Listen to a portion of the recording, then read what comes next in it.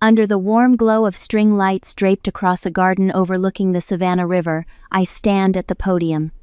The microphone hums against my fingertips, alive with a faint electrical pulse that mirrors the one thrumming beneath my ribs. Before me isn't a crowd of strangers, these are the familiar faces of aunts who pinched my cheeks at christenings, uncles who snuck me sips of bourbon at barbecues, cousins who know the exact pitch of my mother's disapproval. They watched me grow up. They know every piece of dirty laundry this family has ever aired, and still they show up, because in the South, loyalty to the family table is a religion unto itself. A year ago, at a gathering just like this one, my wedding day was hijacked and turned into my younger sister's personal stage. Tonight, I'm flipping the script. I lean into the microphone. The chatter, that rowdy, magnolia-scented wall of small talk and clinking glasses, dies the instant I open my mouth. That moment was not just about news. It was a guided missile aimed at the years I spent living as someone else's background noise. My name is Emery Hamilton. I'm 32 years old. I'm a tech project manager by trade, composed, rational, fluent in the language of timelines and deliverables. But my real expertise? I'm the designated emotional janitor of this family. The one who mops up the messes, smooths over the fights, and smiles through the wreckage so everyone else can pretend the house isn't on fire. My parents are retired, comfortably middle class, the kind of people whose lawn is always trimmed and whose Christmas card always arrives on time. My sister Kimberly is 27, undeniably stunning, and works at a high-end bespoke boutique in town. She has been the apple of my parents' eye since the day she drew her first breath, and I have been the tree they expected to hold that apple up without complaint. But to understand why I'm standing here tonight with a grenade in my hand, you need to rewind exactly 1 year. My wedding venue was the kind of place that makes you believe the world can still be gentle. Ancient live oaks arched overhead, their limbs heavy with Spanish moss that swayed like the hems of old ghosts. Candlelight flickered inside mason jars lining the brick aisle. George and I had just finished our vows. His voice had cracked on the word always, and I'd pressed my thumb into his palm to steady him, a private language we'd built over 6 years together.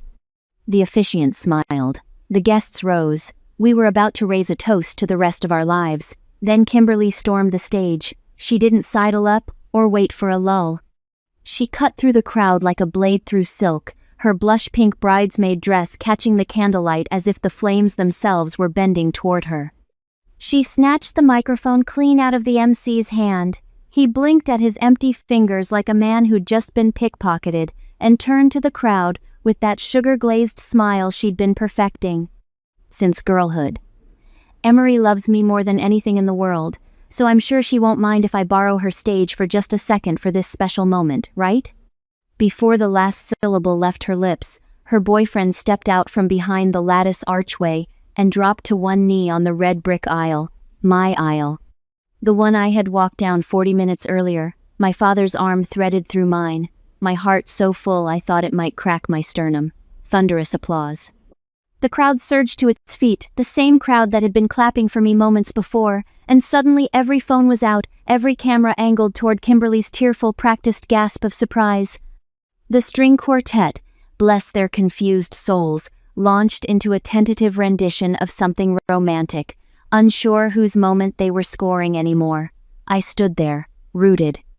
My bouquet still clutched in one hand, the ribbon cutting into my palm. Beside me, George's grip on my other hand tightened until his knuckles blanched white. I could see the vein in his temple pulsing, his jaw locked so hard the muscles twitched. He shifted his weight, half a step toward the microphone, and I knew he was about to say something that would split this evening down the middle, but the reflex was faster than my rage. 30 years of keeping the peace had been baked so deep into my nervous system that my body moved before my pride could catch up. I caught his arm, shook my head. A tiny, pathetic gesture, just enough to save the family's face, while my own crumbled behind my smile. The worst part wasn't the applause, it was my mother. Lorraine stood in the third row, her dove-gray dress pressed to perfection, and she was smiling, not the tight, polite smile she wore for acquaintances. This was satisfaction pure, undiluted, radiating from her like heat off summer asphalt. When my eyes found hers, brimming with a hurt so sharp it tasted metallic, She simply gave me a calm, dismissive shake of the head, so subtle that only I could read it. The look she had always reserved exclusively for me. Don't you dare make a scene. I should have seen it coming. A month before the wedding, Kimberly and I had been in my mother's living room. Kim was curled on the sofa, twirling a lock of hair around one manicured finger, chattering about how she needed a fitting space for a proposal, and wouldn't my venue be just perfect. I'd set my tea down carefully, the porcelain clicking against the saucer, and begged her, just begged, "Please, Kim, just let me have my one day." She shrugged, a gesture so casual it bordered on cruelty. And my mother, without lifting her gaze from the magazine in her lap, said, "If you embarrass your sister, I am walking out of that ceremony immediately." After that afternoon, no one mentioned it again. I told myself Kimberly was teasing, that even she wouldn't be that deliberate, that the conversation had been hypothetical, a passing whim. I clung to that hope the way you cling to a railing in a storm, knowing, somewhere beneath the denial, that the wood was already rotten. I was wrong. Standing on that stage, the applause still echoing for someone else's love story, the memories unspooled like film from a broken reel. My 15th birthday, the cake had barely been cut before Mom clinked her glass and pivoted the entire party into a celebration of Kimberly's first pageant win. My college graduation dinner, I was mid-sentence, thanking my parents for their support, when Lorraine interrupted to announce Kimberly's art scholarship. And suddenly, every raised glass was aimed in my sister's direction. It wasn't carelessness. It wasn't coincidence. It was architecture. I swallowed my tears that night. Smiled for the photographer. Let George lead me to our first dance while Kimberly's ring caught the light from across the room like a small, triumphant star. But beneath the silk of my wedding dress, something shifted. A door I'd kept locked for 30 years cracked open, and what stepped through wasn't grief, it was clarity. That was the last time I would ever let them turn me into a ghost at my own celebration. The very last time I would rearrange myself into something small and quiet, so Kimberly could take up all the air in the room. I didn't know yet what the plan would look like. All I knew, standing on that stage with confetti, meant for someone else drifting into my hair, was that the woman who had spent her entire life keeping the peace had just declared a silent, private war. The sun had barely begun to burn through the coastal fog the following morning when I sat at the kitchen island in the rental cottage George and I had booked for our honeymoon weekend, a modest little bungalow on Tybee Island with salt-crusted windows and a ceiling fan that ticked like a tired metronome. The coffee in my mug had gone cold. I had not taken a sip. My phone lay face up on the counter, the screen bright with a text I had sent to my mother at 6 a.m., when the sky was still bruised purple and George was still asleep beside me, his arm draped across the empty space where my peace of mind used to be. "Mom, why did you let Kim do that? That was my wedding." Simple, direct, the kind of message I had spent 32 years learning not to send. Lorraine did not reply until nearly noon. I watched the minutes bleed past on the microwave clock, each one tightening the wire between my shoulder blades another quarter turn. When the notification finally chimed, I grabbed the phone so fast I nearly knocked the mug off the counter. No apology, not even a pause that might have suggested she had considered one. "You're being too sensitive, Emery. Being the older sister means making sacrifices. Are you really so selfish that you're jealous of your sister's happiness?"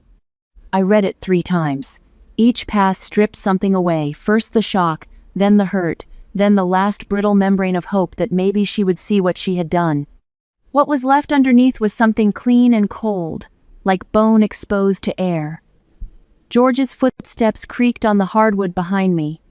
He was still in his undershirt and pajama pants, his hair flattened on one side, and he reached past me for my coffee mug the way he always did, stealing my cup instead of pouring his own. A small domestic theft I had loved since our first apartment. But halfway through the reach, he stopped. He had seen my face. I turned the phone toward him without a word. He read it. His jaw tightened, not the explosive clench from the wedding stage, but something slower, more deliberate, like a man carefully setting down something heavy before it broke. He placed the mug back on the counter and leaned against the edge, arms folded, eyes fixed on the floor. For a long time, he did not speak. The ceiling fan ticked. A pelican screamed somewhere over the dunes. "I've seen this favoritism since the day we started dating," he said, finally. His voice was low and even. "I stayed quiet out of respect for you. Because it was your family, and I figured you'd tell me when you were ready to deal with it." He looked up. "But they are eating you alive, Emery. And I've been standing here watching it happen like it's none of my business, and it is my business, because you are my business." The sentence cracked something open in my chest. It was the weariness of a man who had swallowed someone else's poison for years to spare the woman he loved. I realized, sitting in that salt-aired kitchen, that I was not just letting my family diminish me. I was forcing the man I loved to stand in the blast radius and pretend the shrapnel was not hitting him too. Once the honeymoon was over, I drove to BB Cafe to meet Sterling. He had been my best friend since our freshman orientation at Georgia Tech, where we had bonded over a mutual contempt for group icebreakers. He had since become a litigation attorney, the kind who could dismantle a witness with 3 quiet questions and a raised eyebrow, and even in a coffee shop, that clinical precision never left him.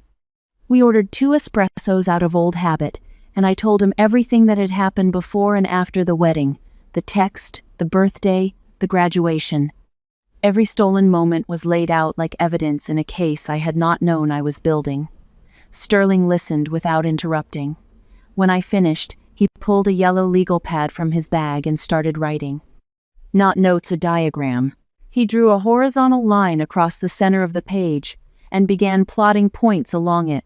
Dates, events, names. My 15th birthday on the left, the graduation dinner in the middle. The wedding on the far right. Above each point, he wrote what was taken. Below each, he noted who had enabled it. He turned the pad toward me. "This isn't a pattern of favoritism, Emery. This is systematic attention hijacking. Every milestone you've ever had has been intercepted, and every time, the same person authorized it." He tapped the name written below every single entry. "Lorraine. This isn't motherly love. This is control. And you've been a willing participant for 30 years. The word willing stung. He meant it to. "So what do I do?" "You stop being willing." That weekend, Grandma Margaret came to visit. She arrived the way she always did, without announcement, in her pearl gray Cadillac, with a tin of homemade pralines on the passenger seat and an expression that suggested she had already decided how this conversation would go before she turned the key in the ignition. Margaret Hamilton was 81 years old and the true matriarch of our family in every sense that mattered. She'd built a real estate business from a folding table in her garage, buried a husband she adored without shedding a public tear, and raised 4 children with a philosophy that could be summarized in 5 words: stand up or step aside. She did not bother with small talk. We sat on my back porch, the late afternoon light turning the Spanish moss into gold thread, and she fixed me with a gaze that could have drilled through granite. "I've watched this play out for years, Emery. Your mother handing everything to Kimberly like she's settling a debt only she understands." I stayed quiet because I thought eventually you'd stand up for yourself. She paused, her thin fingers wrapped around her teacup. "But you're too kind. And I know you've been pushed past your breaking point, so I'm going to ask you once. Are you ready to stop being the family doormat, or do you need me to keep watching you lie down?" "I'm ready," I said. She nodded once, as if I had simply confirmed something she already knew. That night, I opened my laptop and created a new folder in my cloud storage. I typed 2 words and hit enter: Project Liberty. I started with the texts. Every message from my mother, the guilt trips, the deflections, the casual cruelties, then the emails. Then I called the wedding venue, and, after a polite but persistent conversation with the events manager, requested a copy of the security camera footage from the reception. I bought a call recording app and tucked it into a folder on my phone labeled Utilities. I was not building a case for a courtroom. I was building a case for a reckoning. Sterling had given me the framework. Margaret had given me the permission. George had given me the reason. But the decision, the quiet, irreversible turning of a key in a lock that was mine. Patience, The very trait my family had exploited to keep me compliant could be sharpened into something they would never see coming. The seasons shifted, and 10 months after the wedding, a pregnancy test sat on the bathroom counter between my toothbrush and a bottle of moisturizer, as ordinary as a grocery receipt, as loud as a siren. 2 pink lines. I stared at them until my vision swam, gripping the edge of the vanity with both hands. I picked it up and walked downstairs. George was at the kitchen table, a spreadsheet glowing on his screen. He was mid-sip of his morning coffee when I set the test down next to his keyboard without a word. He looked at it, then at me, then back at it. Emery. 8 weeks, I said. He stood, crossed the distance between us in 2 steps, and wrapped his arms around me so tightly that my feet nearly left the floor. I felt the wetness before I heard it, a shuddering, full-bodied exhale. George was crying into the crown of my head with the uncomplicated joy of a man who had just been handed a reason to believe the future could be different. "This is our fresh start," he said. "Ours, nobody else's." I held him there in the kitchen, and for a few perfect minutes, the world shrank to a radius of 2, soon to be 3. No mother, no sister, no stolen stages, just us. We decided to share the news at the family dinner that weekend. In hindsight, I should have known better. But some part of me, the part that still believed in the possibility of a mother's joy, wanted to give Lorraine one last chance, a final, unspoken test. If she reacted with warmth, then maybe the war could be called off. The dinner was at my parents' house, the same split-level ranch where I had grown up. The dining room smelled of the slow-smoked beef brisket Lorraine had prepared, mingling with the sting of furniture polish. Kimberly was already seated, her engagement ring catching the overhead light every time she lifted her fork. Her wedding was 6 weeks away. The entire household had been orbiting that event like planets around a sun. I waited until the plates were cleared, and the conversation had settled. George reached under the table and squeezed my knee. "I have some news," I said. "George and I are expecting." The silence that followed was not the joyful kind. It was the silence of a room recalculating. My father looked up and smiled a real, reflexive smile. He stood up quickly. "I've got a little something," he said. "I made it myself last year after watching some YouTube tutorial. I've been waiting for a reason to give it to my grandchild. Hang on, I'll be right back." With that, he maneuvered around the dining chairs and headed straight for the stairs. My mother's face did the freeze and redirect. Her features went momentarily blank, and then rearranged themselves into something that resembled concern, but was actually arithmetic. I could practically see the mental math scrolling behind her eyes, due dates, timelines, how far along I would be on the day that mattered. "That's nice," she said.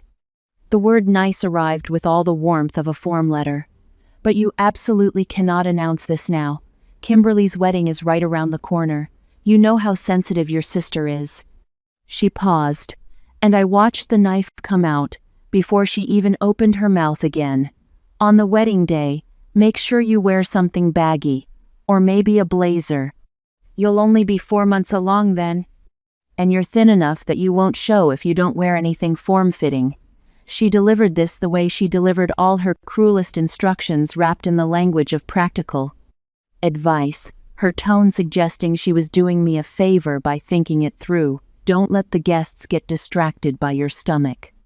Your stomach, not your baby, not your child, not the first grandchild she would ever hold.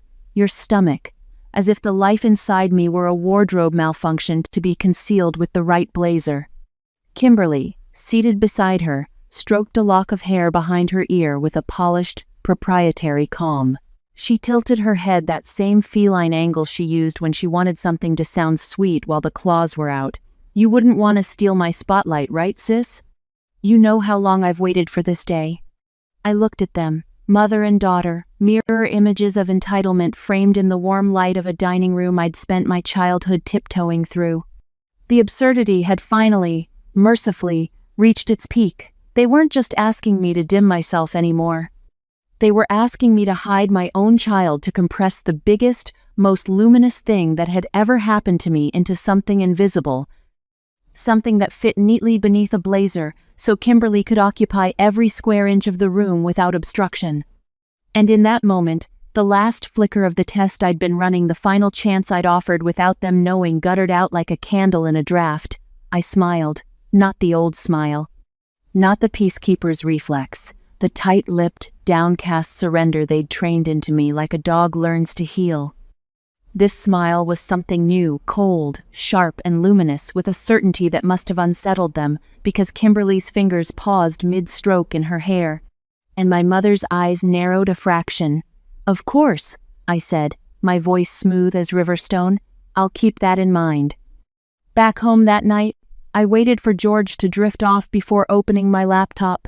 I added a supplement to Project Liberty, the keys clicking softly in the dark. Entry: demand to conceal pregnancy. Instruction: wear baggy clothing to hide existence of first grandchild. Reason: to avoid distracting from Kimberly's wedding. Witness: George Grant. When Grandma Margaret heard about the baggy dress demand the next morning, the silence on the other end of the line lasted exactly 4 seconds. Then I heard the sharp, percussive crack of her palm slamming flat against a surface. "You have every right to celebrate, Emery. Every right. No one, not even Lorraine, has the right to turn my great-grandchild into a shameful secret. Do you hear me? Not a secret. Not an inconvenience." That evening, George found me in the nursery, the spare room we had started clearing out. He leaned in the doorway. "This time," he said quietly, "you don't have to take it. Do what you have to do." I looked down at a tiny folded onesie, then back at him. I closed the laptop and pressed my palm flat against my belly. Still secret, still mine. 6 weeks until Kimberly's wedding. The countdown had begun. The Magnolia Grand Hotel sat on the Savannah riverfront like a wedding cake someone had carved out of limestone and good intentions. Paper lanterns hung from the live oaks lining the promenade, their warm glow doubling on the dark water below. A jazz trio played something slow and amber-toned from the corner of the terrace, the trumpet curling through the humid evening air like smoke from a cigarette nobody wanted to put out. Magnolia blossoms floated in crystal bowls on every table, their scent so thick and sweet it clung to the back of your throat. Everything was perfect, everything was staged. Kimberly's wedding. I arrived in the blazer. It was camel-colored, structured, expensive, a deliberate concession that I'd selected with the precision of a chess player sacrificing a pawn. Beneath it, I wore a fitted ivory dress that no one would see until the moment I wanted them to. My mother had inspected me at the entrance, her gaze traveling from my collar to my hemline with the efficiency of a customs officer. She lingered on my midsection. The blazer did its job. She gave a small, satisfied nod, the kind you give a dog that has finally learned to sit, and turned back to adjusting the centerpiece on the head table. Lorraine was running this reception the way a field general runs a campaign. She'd been up since dawn, I was told, repositioning chairs, terrorizing the florist, and making the catering manager repeat the timeline of toasts back to her 3 times. Every detail calibrated to ensure the spotlight hit Kimberly and Kimberly alone. She moved through the venue with a clipboard she didn't actually need, her real authority carried in the set of her shoulders and the way the staff parted for her like water around the prow of a ship. But she wasn't the only one working the room. Grandma Margaret had arrived an hour before the ceremony. I watched her from across the terrace as she made her rounds table by table, handshake by handshake, leaning on her cane with one hand and patting forearms with the other. To anyone watching, she was simply a beloved matriarch making her greetings, but I knew the script. She'd been planting seeds all afternoon, her voice carrying just enough warmth to disguise the intent beneath. Family joy should always be shared, don't you think? The truest sign of good breeding is how you celebrate someone else's happiness.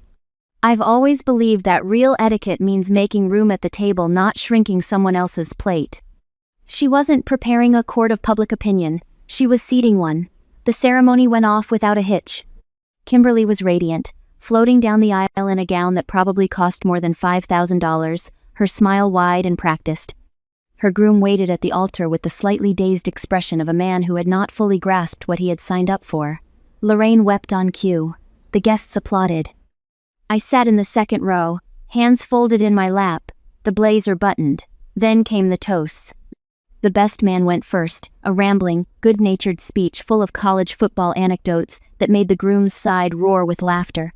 Then the maid of honor, one of Kimberly's boutique colleagues, delivered a polished tribute that name-dropped 3 luxury brands and used the word iconic 4 times. The crowd clapped politely.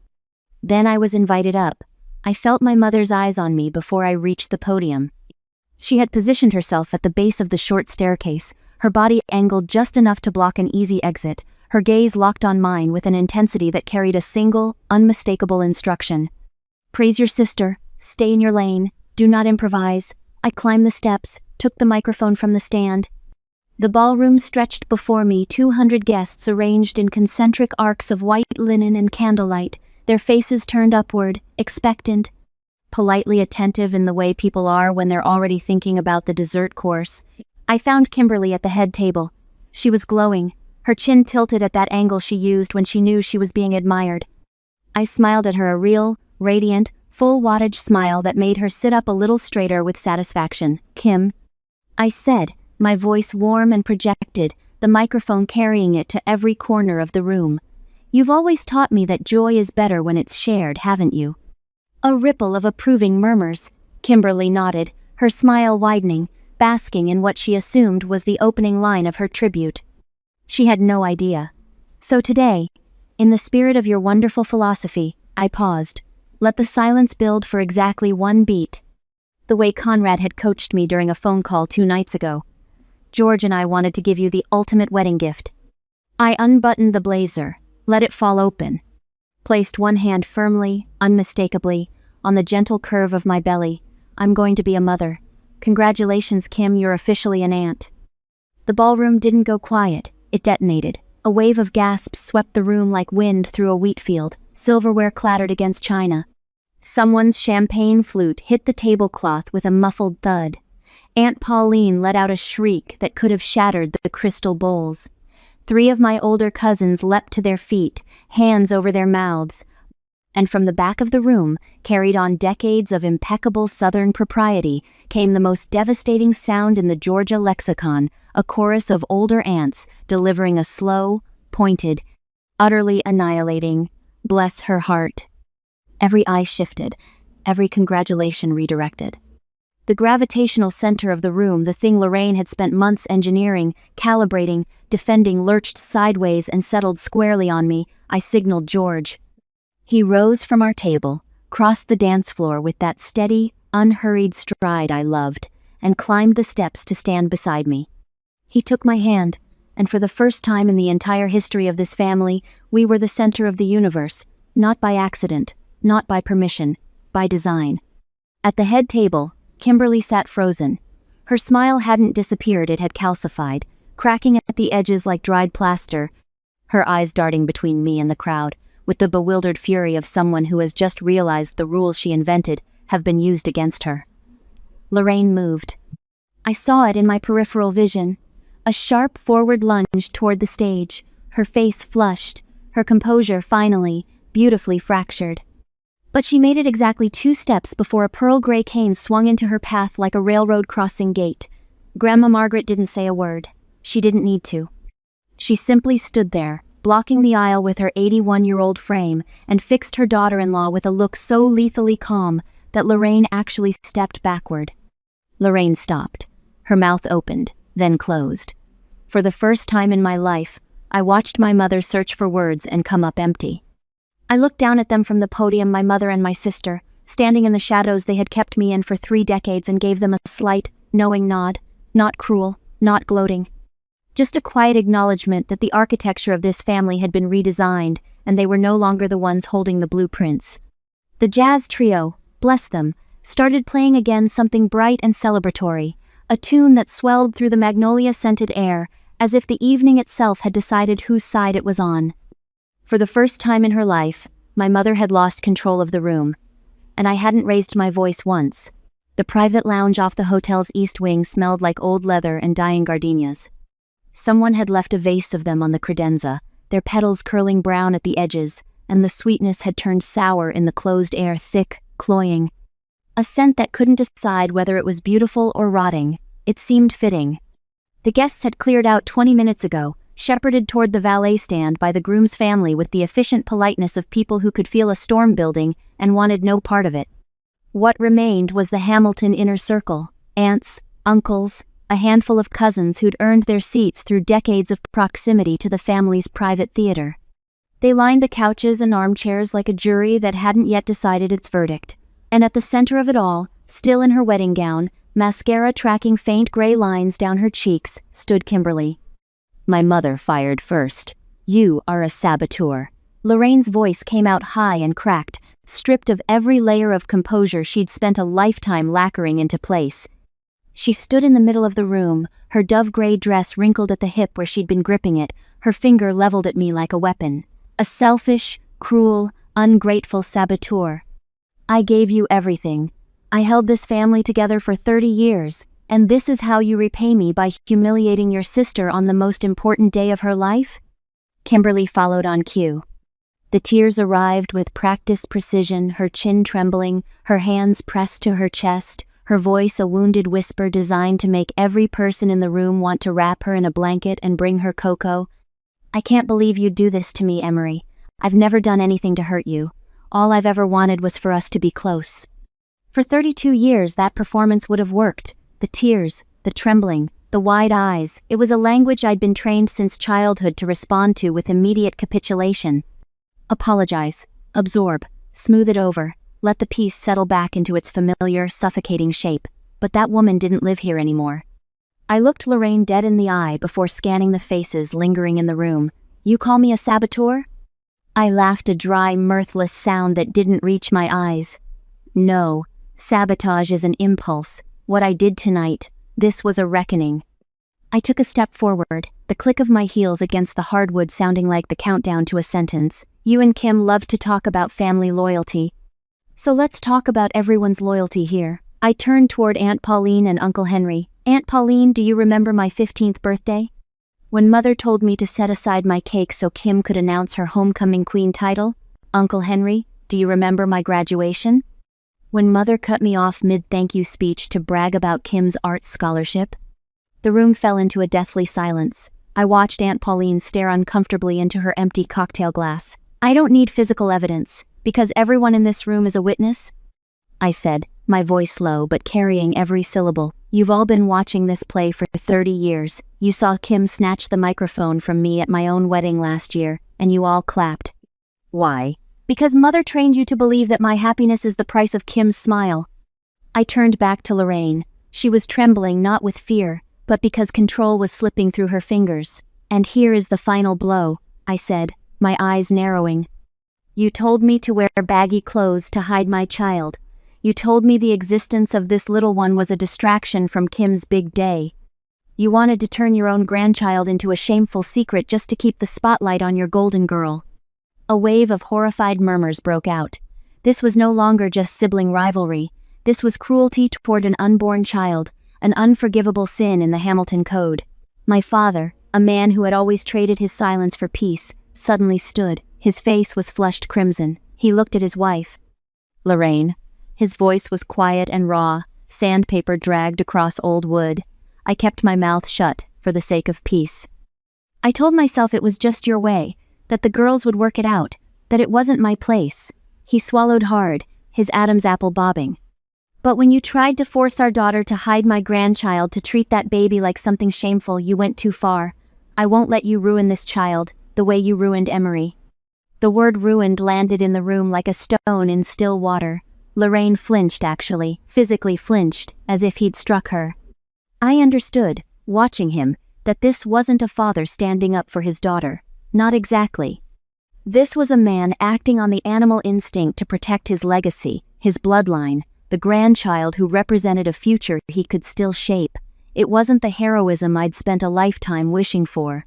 But it was enough to crack the last remaining wall Lorraine had left to hide behind. Grandma Margaret rose next. She didn't need to raise her voice. She never did. "I've made a decision." She addressed the room, but her eyes were fixed on Kimberly. "Tomorrow morning, I'm meeting with my attorney to revise my will."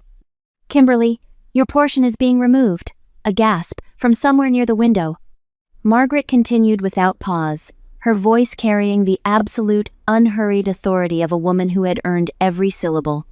That money will be placed in a trust for my first great-grandchild, Emery's child. Someone as self-centered as you, Kimberly, doesn't deserve my legacy. Legacy is for people who understand that family means more than a mirror. Kimberly's composure didn't crack, it shattered. The elegant bride, the golden child, the protected one, the girl who had never once been told no by the only people whose opinion she valued, dropped every mask at once, her face contorted. A scream tore out of her, raw and jagged, nothing like the polished sobs she'd been performing minutes earlier. She spun on her new husband, who had been standing near the door with the stunned expression of a man watching a building collapse, and snapped at him when he reached for her arm, a vicious, cornered sound that made him withdraw his hand as if he'd touched a hot stove. Mercifully, his family had already departed. The audience for her unraveling was limited to the people who had helped create her. My mother sank into the nearest chair. Not dramatically, not the way she'd have done it if she thought anyone was watching with sympathy. She just folded. Her spine curved, her shoulders dropped, and for the first time in my life, I saw Lorraine Hamilton look small. She had lost the room, lost her husband's silence, lost the inheritance she'd been banking on for her favorite child, and somewhere in the wreckage, I think she was beginning to understand, though she'd never admit it, that the architecture of control she'd spent 3 decades building had been demolished with her own materials. I looked at both of them. My mother in her chair, diminished. My sister in her white gown, unraveled. The room bearing witness. I'm just playing by the rules you two taught me. My voice was steady. My hands were still. George appeared at my side. I hadn't seen him move, but he was there the way he was always there, quietly, at exactly the right moment, and placed his hand on the small of my back. I turned toward the door. Behind me, the empire of silence was in ruins, and the scent of dying gardenias followed us out into the night air, where the river moved dark and steady beneath the lanterns, carrying everything downstream that no longer had the weight to hold its ground. The week after Kimberly's wedding, George and I sat at our kitchen table, the same table where we had first shared the news of the baby, and drafted formalize as a strict no-contact policy, no phone calls. No drop-ins, no reconciliation lunches brokered by well-meaning cousins. Lorraine and Kimberly were severed cleanly, the way one cuts a thread that has been slowly strangling them. I've been waiting years for this, he said. Not with triumph, but with the quiet relief of a man who could finally set down a heavy weight. The consequences arrived for Kimberly like weather, slowly at first, then all at once. The relatives pulled back. Invitations stopped coming. Group texts went quiet. At a cousin's baby shower 3 weeks later, I was told Kimberly walked in, and the room rearranged itself around her, conversations thinning, chairs angling subtly away. Her new husband was beginning to understand the architecture he had married into. Friends reported he had grown quiet and distant, arriving at work with the hollowed look of a man replaying a decision he could not undo. And my mother. Lorraine called incessantly from her own phone at first, then from numbers I did not recognize. I suspect she even used a prepaid phone from a drugstore, because the desperation was unmistakable. She never left voicemails. I knew exactly what she would say, some cocktail of guilt and revision. I never picked up, not once. A month after the world shifted, Grandma Margaret came by on a Tuesday afternoon. She arrived without fanfare, carrying a leather-bound photo album. We sat on the porch together, and she placed it in my lap. Inside were photographs I had never seen, me as a toddler, standing in a garden with my arms outstretched. And then, a few pages later, both of us, Emery and Kimberly, 2 small girls in matching sundresses, laughing on a porch swing. We were holding on to each other as if the other one was the only solid thing in the world. I stared at that photograph for a long time. "Do you think those girls could ever exist again?" I asked. Margaret was quiet for a moment. The porch swing creaked beneath us. "Maybe," she said, "but that's a question for a very distant future, and it's not yours to answer alone." I closed the album and held it against my chest. She was right. Maybe those girls were gone, or maybe they were just sleeping somewhere beneath the scar tissue. For now, I was living for my own family. For George, for the baby, and for Grandma Margaret, who had taught me that love without backbone is just another word for surrender. That afternoon, after Margaret had left and the street was quiet, I sat alone on the porch. the oak shadows stretched long across the sidewalk. Somewhere down the block, a neighbor's sprinkler ticked in lazy arcs. My phone buzzed on the armrest. I glanced at the screen. Unknown number, local area code. I knew who it was. Without a second of hesitation, without the old flinch or the old reflex to pick up, I pressed decline. I turned the phone face down on the table and left my hand resting on my belly, where a new heartbeat was learning its rhythm. The quiet was finally mine. Not a silence imposed, but a stillness I had chosen, vast, warm, and unmistakably free.